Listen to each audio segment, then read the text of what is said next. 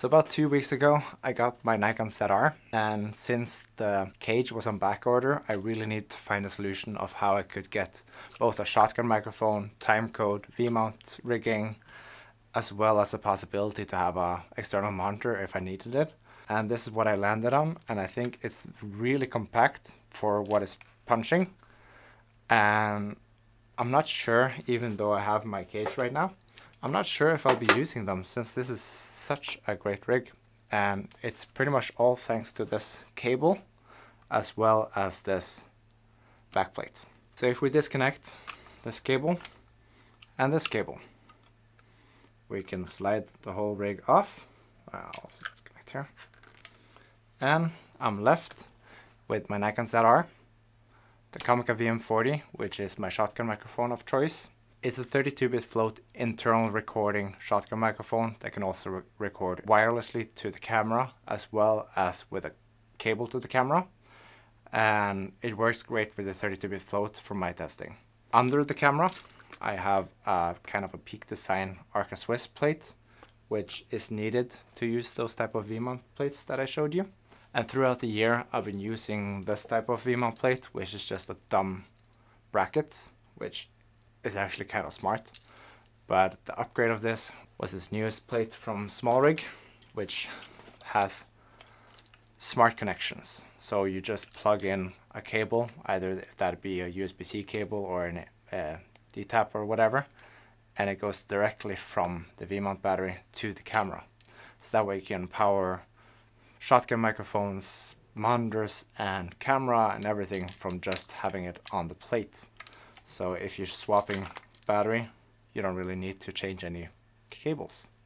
In my case, I have a timecode box connected on the actual V-mount with Velcro, so I still need to disconnect one thing. Here's my one drawback with not using a cage. With the cage, you kind of have the Arca Swiss quick release in the bottom of the cage, which just slides nicely into the V-mount plate. This cage is connected 3 ways. You have the screw that is under, as well as 2 screws on the sides. But the actual body just has that one connection point in the bottom. So if you end up turning a little bit with this, you'll skew the whole rig. So that's my main drawback with not using a cage. If we now take this monitor into this nice little nook, you can see that it's nicely protected. And now the star of the show, this USB-C cable, which is a flat USB-C cable that is also so minimal that it doesn't go out of the camera as much. That way I can take the monitor all the way out, I can tilt it a little bit towards me, and that way I have the whole swivel always, so I can freely do vlogging with lower shot. I can have the top shot as well as just a regular. When I'm not using it anymore, I swivel it to the side and I have like a Pixis little monitor on the side.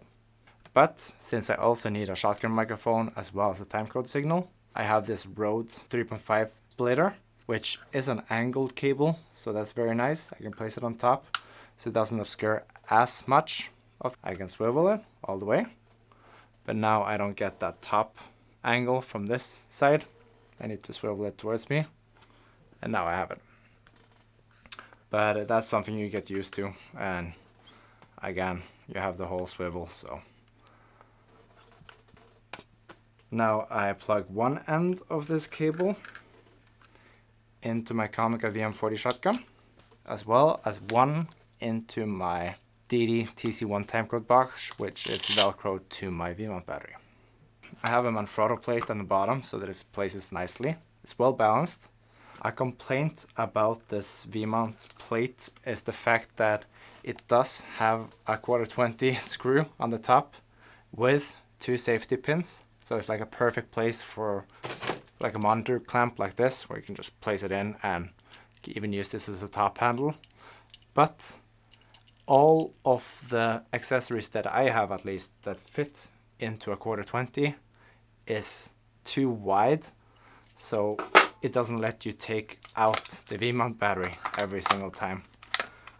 So if you place like this, on top here, you will not be able to disconnect your V-mount battery without taking this off again. For me, that's too big of a hassle, so I'll try not to use an external monitor and just use this nice little screen on the back, on the side. And instead, I found this bracket on AliExpress, which is a cold shoe adapter that is vertically aligned. That's just an extra connection point. I don't really know what to use this for yet, but I have it in case I need it.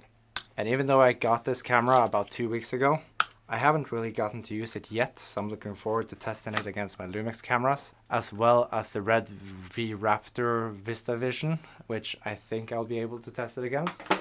It's kind of two completely different price categories, since one is about a 20k camera and this is 2k camera. But the reason why I haven't really gotten to test it yet is because I had a rig which required me to use the Ronin 4D.